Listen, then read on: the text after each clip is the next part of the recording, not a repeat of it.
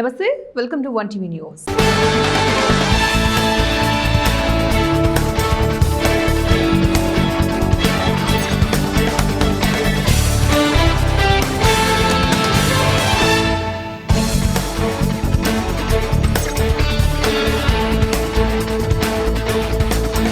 జగన్మోహన్ రెడ్డి ప్రభుత్వం మంజూరు చేసిన 17 మెడికల్ కళాశాలలను ప్రైవేట్ పరం చేసేందుకు కూటమి ప్రభుత్వం సిద్ధమవుతోందని ఆరోపిస్తూ వైఎస్ఆర్ కాంగ్రెస్ పార్టీ ఆధ్వర్యంలో రాష్ట్ర వ్యాప్తంగా కోటి సంతకాల సేకరణ కార్యక్రమం జరుగుతోంది. ఈ కార్యక్రమంలో భాగంగా కడప జిల్లా పోరుమామిళ్ల మండలం పులివీడులో కోటి సంతకాల సేకరణ కార్యక్రమం ఘనంగా జరిగింది. ఈ కార్యక్రమానికి ముఖ్య అతిథులుగా మాజీ పంచాయతీరాజ్ రూరల్ డెవలప్మెంట్ ప్రభుత్వ సలహాదారు పోతిరెడ్డి నాగార్జున రెడ్డి హాజరయ్యారు. కృష్ణారెడ్డి గారికి మరీ ముఖ్యంగా మీకు చెప్పడం లేదైనా కూడా మనకందరికీ ముఖ్యుడు పరిచయస్తుడు, ఈ మండలానికి ఇన్ఛార్జిగా పరిశీలకుడిగా నియమించబడ్డ మన ఓ ప్రభాకర్ రెడ్డి గారికి ఇక్కడ వచ్చిన మరొకసారి అందరికీ కూడా నా హృదయపూర్వక నమస్కారాలు తెలియజేసుకుంటూ ఉన్నా. ప్రజా వైద్యం అనేది ప్రజల హక్కు. దివంగత ముఖ్యమంత్రి వైఎస్ రాజశేఖర రెడ్డి గారు ఆయన డాక్టర్ గా కొద్ది రోజులు ప్రాక్టీస్ చేసిన తర్వాత ఉమ్మడి రాష్ట్రంలో ఆయన పాదయాత్ర చేసి ప్రజల కష్ట సుఖాలను తెలుసుకొని రాజీవ్ ఆరోగ్యశ్రీని పెట్టి ప్రజలకు, సామాన్య ప్రజలు కూడా సూపర్ స్పెషాలిటీ హాస్పిటల్లో వైద్యం పొందే విధంగా, ఉచితంగా వైద్యం పొందే విధంగా చేయడం జరిగింది. అదే కాకుండా ఫీజు రింబర్స్మెంట్, సామాన్య విద్యార్థులు కూడా డాక్టర్లుగా, ఇంజనీర్లుగా చదివే పరిస్థితిని కూడా తీసుకురావడం జరిగింది. మరి 1924 నుంచి 2019 వరకు మన రాష్ట్రంలో కేవలం 12 మెడికల్ కళాశాల, ప్రభుత్వ మెడికల్ కళాశాలలు ఉన్నాయి. జగన్మోహన్ రెడ్డి గారు ముఖ్యమంత్రి అయిన తర్వాత ప్రతి జిల్లాకు ఒక మెడికల్ హాస్పిటల్ ఉండాలని, మరి కళాశాలగా అది మార్చాలని చెప్పే ఉద్దేశంతో 17 ప్రభుత్వ మెడికల్ కళాశాలను స్థాపించడం జరిగింది. మరి అందులో జగన్మోహన్ రెడ్డి గారు ముఖ్యమంత్రిగా ఉన్నప్పుడే 5 మెడికల్ కళాశాలను పని పూర్తి చేసి ప్రారంభించడం కూడా జరిగింది. మరి పులివెందుల, మరి శ్రీకాకుళం జిల్లాలో ఉన్నటువంటి పలాస, ఈ 2 మారుమూల ప్రాంతం ఉన్న అవి కూడా పూర్తి స్థాయిలో చేయడం జరిగింది. ఎలక్షన్ కోడ్ వచ్చిందన్న ప్రారంభించలేకపోయాం. మరి మిగతా కళాశాల, మిగతా ప్రభుత్వ హాస్పిటల్స్ అన్ని కూడా పూర్తి స్థాయిలో నిర్మాణం పూర్తి కావచ్చింది. మరి 8,780 కోట్ల రూపాయలతో ఒకేసారి ప్రారంభించడం కూడా జరిగింది. మరి ఈరోజు మనం చూస్తే ఈరోజు పులివెందుల కానీ, పలాస కానీ, మిగతా ప్రైవేట్, మన ప్రభుత్వ మెడికల్ కాలేజీ సంబంధించినటువంటి అక్కడ ఉన్నటువంటి ఫర్నిచర్ గానీ. చిత్తూరు జిల్లా గంగాధర నెల్లూరు నియోజకవర్గం కార్వేటి నగర్ మండలం వేణుగోపాల స్వామి ఆలయ ఆవరణంలో పిఎస్సి చైర్మన్ గా ఎన్నికైన జనార్దన్ రాజు ప్రమాణ స్వీకారోత్సవం ఘనంగా నిర్వహించారు. ఈ కార్యక్రమానికి ముఖ్య అతిథిగా ఎమ్మెల్యే డాక్టర్ విఎం థామస్ హాజరయ్యారు. ఈ సందర్భంగా ఆయన మాట్లాడుతూ తెలుగుదేశం పార్టీలో కష్టపడిన వ్యక్తులందరికీ తగిన గుర్తింపు కల్పిస్తానని అన్నారు. నియోజకవర్గ అభివృద్ధికి అందరూ కలిసికట్టుగా పనిచేయాలని కార్యకర్తలకు పిలుపునిచ్చారు. పార్టీలో విభేదాలను పక్కన పెట్టి రానున్న స్థానిక ఎన్నికలకు పనిచేయాలని సూచించారు. నూతనంగా ఎన్నికైన పిఎస్సి చైర్మన్ జనార్దన్ రాజుకు శుభాకాంక్షలు తెలియజేశారు. అనంతరం ప్రజల నుంచి వినతులను స్వీకరించారు. ఈ కార్యక్రమంలో రాష్ట్ర pollution board director Nageswararaju, TDP party senior నాయకురాలు ఇందిరమ్మ, మురళీకృష్ణరాజు, ఎస్ఆర్పురం మండలం జయశంకర్ నాయుడు, ఎమ్మెల్యే సోదరుడు రాజా, 6 మండలాల అధ్యక్షులు, టీడీపీ నాయకులు, కార్యకర్తలు, అభిమానులు పాల్గొన్నారు. వాళ్ళందరూ కూడా చెన్నై, హైదరాబాద్, బెంగళూరు వెళ్తున్నారు. ఇక్కడే జాబ్ చేసేటట్టు మేము ఇక్కడే జాబ్ కల్పిస్తామని చెప్పి నేను వచ్చినప్పటి నుంచి, ఎలక్షన్ వచ్చినప్పుడు చెప్తున్నాను. అందుకే ఇప్పుడు ఎస్ఆర్పురం మండలంలో హైవే రోడ్డు పైన 1000 ఏకర్లో పాలీ హౌస్ అనే కంపెనీ 1000 కోట్లతో తొందరలోనే అక్కడ ఏర్పాటు చేస్తారు. దానికి అన్ని వర్కులు కూడా అయిపోయాయి. ఏపీఐఎస్ నుంచి కూడా మెజర్మెంట్ అంతా చేసుకుని వెళ్ళిపోయారు. ఇంకా ఫైనల్గా ఉండే స్టెప్ అక్కడ ఉండే రైతులతో కూర్చోబెట్టుకొని మాట్లాడి ల్యాండ్ మనం తీసుకొని కంపెనీకి ఇచ్చేస్తే 1 ఇయర్లో వాళ్ళ కంపెనీ స్టార్ట్ చేస్తారు. ప్రతి ఇంటికి ఒక జాబ్ ఇస్తారని చెప్పి మీ అందరికి కూడా తెలియజేస్తున్నాం. సో కాబట్టి అక్కడికి వెళ్ళి మీ భూములను ఇవ్వద్దండి, థామస్ ఏదో మొత్తం భూములను లాక్కోపోతాడు అది ఇదని చెప్తే దయచేసి ఏది వినవద్దండి. మేము కొత్తగా పల్లె నిద్ర కూడా స్టార్ట్ చేసాం. ఏ కాన్ఫరెన్స్లో జరగడం లేదు. నైట్ 12-1 గంటకు కూడా ఆ ఊర్లోనే కూర్చొని ఆ ఊర్లో ఏ సమస్య ఉంది, మీకేం కావాలి, అదేవిధంగా గవర్నమెంట్ అధికారులందరూ కూడా మనతో పాటు నైట్ 1 o'clock కూడా కూర్చున్నారు. ఎంఆర్ఓ కానీ, ఎంపీడీఓ కానీ, అదేవిధంగా అన్ని డిపార్ట్మెంటు హెచ్ఓడీస్ అందరూ కూడా నాతో పాటు సహకరించి ఆడే కూర్చున్నారు. సో కాబట్టి ఈ నియోజకవర్గాన్ని అభివృద్ధి బాటలో పెట్టడానికి ఎక్కడ కూడా వెనుకాడము. ఫస్ట్ 1000 ఏకర్లో ఇండస్ట్రీ వస్తుంది. ఒక్క ఇండస్ట్రీ వస్తే ఆటోమేటిక్గా పక్కన అన్ని ఇండస్ట్రీలు రావడానికి కూడా అన్ని విధాల అనుకూలంగా మనకు. అయ్యప్ప స్వామి మాలాధారుడైన ఓ యువకుడు గోదావరి నదిలో స్నానానికి వెళ్లి గల్లంతైనటువంటి సంఘటన వెలుగుమల్లి మండలం గ్రామంలో చోటు చేసుకుంది. పోలీసులు తెలిపిన వివరాల మేరకు బస్తాగూడ గ్రామానికి చెందిన నాగార్జున అనే యువకుడు గోదావరి నదిలో స్నానం చేస్తూ ఉండగా ప్రమాదవశాత్తు గల్లంతైన సంఘటన శనివారం చోటు చేసుకుంది. నాగార్జున గత 20 రోజుల క్రితం అయ్యప్ప స్వామి మాలాధారణను స్వీకరించాడు. ప్రతిరోజు గుండేటి వాగులో స్నానం చేసి వచ్చేవాడు. అయితే ఇటీవల ఆ వాగులో నీరు తగ్గిపోవడంతో ఈరోజు ఉదయం నాగార్జునతో పాటు మరో 10 మంది అయ్యప్ప మాలాధారులు దాచారం గోదావరి రేవుకు వెళ్లారు. స్నానం చేస్తూ ఉండగా నాగార్జున అదుపు తప్పి నీటి ప్రవాహంలో కొట్టుకుపోయాడు. స్నేహితుడు రక్షించడానికి ప్రయత్నించినా ఫలితం లేకపోయిందన్నారు.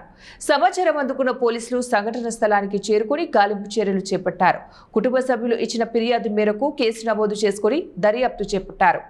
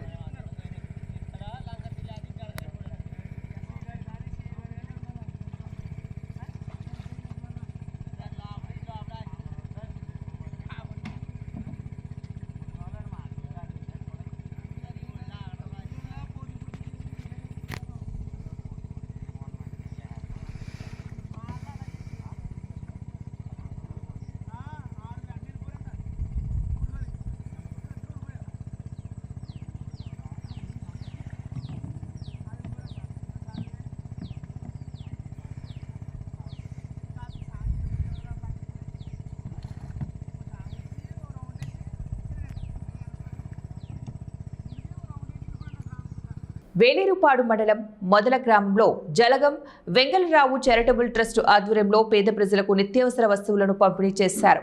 గ్రామంలోని నిరుపేదల అవసరాలను దృష్టిలో పెట్టుకుని పేదలకు బియ్యం, కందిపప్పు, నూనె, కూరగాయలు లాంటి నిత్యావసర సరుకులను పంపిణీ చేశారు. ఈ కార్యక్రమంలో చిప్పల బాబు, అంగన్వాడీ ఉపాధ్యాయురాలు గోపాల జయలక్ష్మి పాల్గొన్నారు. నా పేరు చిప్పల బాబురెడ్డి. మాది తిరుమలగుంట దగ్గర మద్దులమడ గ్రామం. మన మోదల గ్రామానికి శ్రీ జలగం ప్రసాద్ బాబు గారు మాజీ మంత్రివర్యులు ఇక్కడికి విచ్చే ఉన్నారు. దాన్ని దృష్టిలో పెట్టుకొని మీ జాతి వాళ్ళు వెనకబడిపోయి ఉన్నారు అని నాకు చెప్పడంతో మీకు ఈ ప్రసాద్ బాబు గారి ఈ జేవిఆర్ చారిటబుల్ ట్రస్ట్ ద్వారా నుండి మీకు దుప్పట్లు, కూరగాయ సామాగ్రి, బియ్యం మీ గ్రామానికి చేరటం అయింది. నేను కూడా మీ కొండరెడ్డి కులానికి చెందినవాడిని. అందుకని మీకు ఎంతో కొంత నా వంతు సహాయం చేద్దామని ఈ జేవిఆర్ చారిటబుల్ ట్రస్ట్ నుండి మీకు అందజేయడం జరిగింది. అలాగే అంగన్వాడీ టీచర్ గారు పేరంటలపల్లి, మా సిస్టర్ గారు మా ఫ్యామిలీ బృందంతో కలిపి రావడం జరిగింది. తెలంగాణలోని బాలానగర్లో అక్టోబర్ 14వ తారీఖున 2 పిల్లలకు విషం ఇచ్చి తాను కూడా బలవత్మరణానికి పాల్పడిన చెల్లారి సాయిలక్ష్మి మృతికి కారకులైనటువంటి ఆమె అత్త, మామలు, తోడికోడలపై కేసు నమోదు చేసి కఠినంగా శిక్షించాలని కోరుతూ ఏలూరు జిల్లా నూజివీడు పట్టణ పోలీస్ స్టేషన్లో women welfare foundation president T Rajesh Babu, women welfare foundation అధ్యక్షురాలు సత్య సుధామణి తదితరులు ఫిర్యాదు చేశారు. ఈ సందర్భంగా వారు మాట్లాడుతూ గత 5 సంవత్సరాల క్రితం చెల్లారి సాయిలక్ష్మికి నూజివీడుకు చెందినటువంటి కోమల జ్యువెలర్స్ యజమాని చెల్లారి సాంబశివరావు కుమారుడైన చెల్లారి అనిల్తో వివాహం జరిగిందని, అప్పటి నుంచి మృతురాలు సాయిలక్ష్మిని అదనపు కట్నం కోసం నువ్వు అందంగా లేవని మానసికంగా ఆమె అత్త, మామలు, తోడికోడలు, ఆమె భర్త కూడా వేధింపులకు పాల్పడేవారని ఆరోపించారు. చెల్లారి సాయిలక్ష్మి అనిల్లకు ఒక కుమార్తె, కుమారుడు 2 సంవత్సరాల క్రితమే జన్మించగా వారికి సరిగా మాటలు రాకపోవడంతో మూగ పిల్లలకు జన్మనిచ్చావంటూ చెల్లారి సాయిలక్ష్మిని బాధ్యులుగా చేస్తూ నిత్యం వేధించేవాడని ఆరోపించారు. అక్టోబర్ 11వ తారీఖున తన తోడికోడలు పుట్టినరోజు సందర్భంగా చెల్లారి సాయిలక్ష్మి తీసుకువచ్చిన కొబ్బరికాయ కుళ్ళిపోవడంతో అందుకు సాయిలక్ష్మిని నిందిస్తూ ఆమె అత్తమామలు, తోడికోడలు కూడా మానసికంగా కృంగదీసే మాటలు అనడంతో పాటు నువ్వు నీ పిల్లలు చావండి పదే పదే వేధించడంతో చెల్లారి సాయిలక్ష్మి మనస్తాపం చెంది పిల్లలకు విషమిచ్చి తాను కూడా అపార్ట్మెంట్ పైనుంచి దూకి బలవత్మరణానికి పాల్పడినట్లు తెలిపారు. కట్నం కోసం ఇలా బరి తెగించి వేధింపులకు పాల్పడిన అనిల్ కుటుంబ సభ్యులపై కేసు నమోదు చేసి కఠినమైన శిక్ష పడేలాగా చేయాలని వారు డిమాండ్ చేశారు.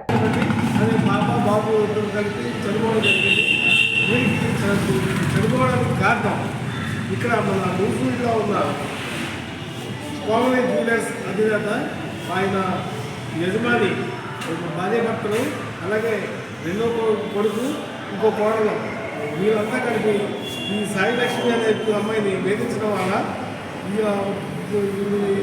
కనీసం ఈ విషయాలన్నీ చెప్పుకునే పరిస్థితిలో కుంగిపోయి మానసికంగా కుంగిపోయి పిల్లలిద్దరికి కూడా విషయం కల్పించి, అలాగే తను కూడా 4 అంతస్తుల బిల్డింగ్ నుంచి పడిపోయి చనిపోవడం జరిగింది.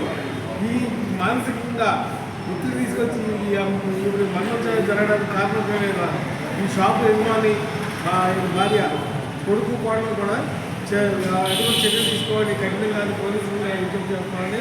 కొడుకు మాత్రమే ఒక అరెస్ట్ చేయడం జరిగింది తప్ప మిగతా కుటుంబ సభ్యులందరూ కూడా పరారులో ఉన్నారు.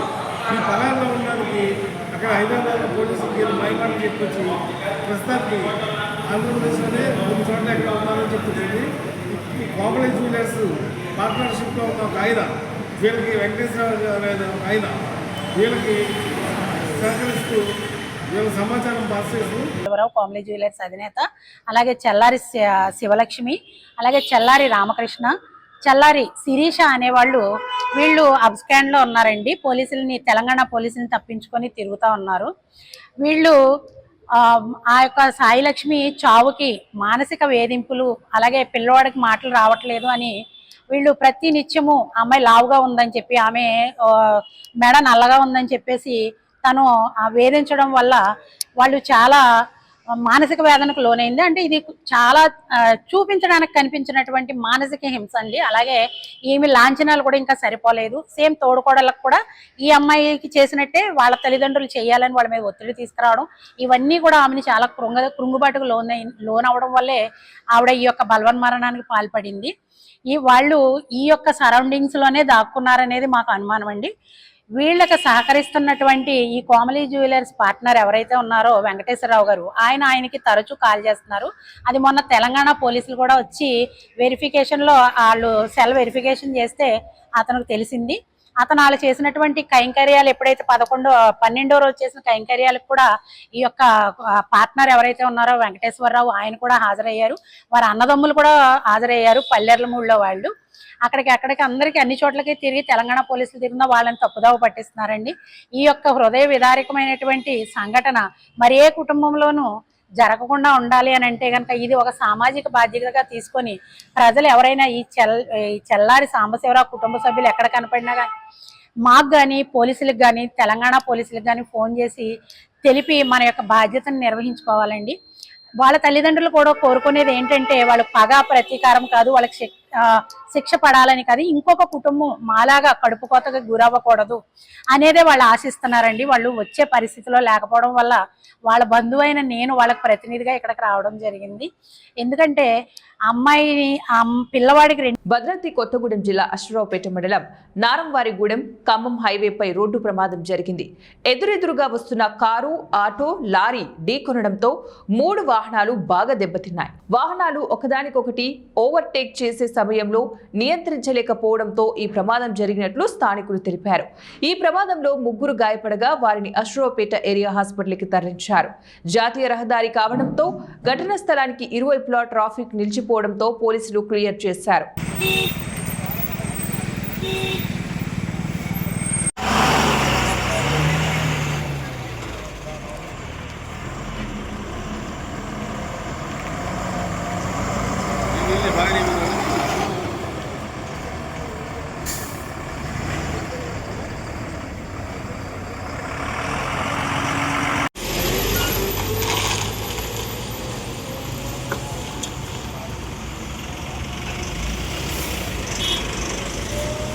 ఇవి ఇప్పుడు బులెటిన్ డీటెయిల్స్. నెక్స్ట్ బులెటిన్ మళ్ళీ కలుద్దాం.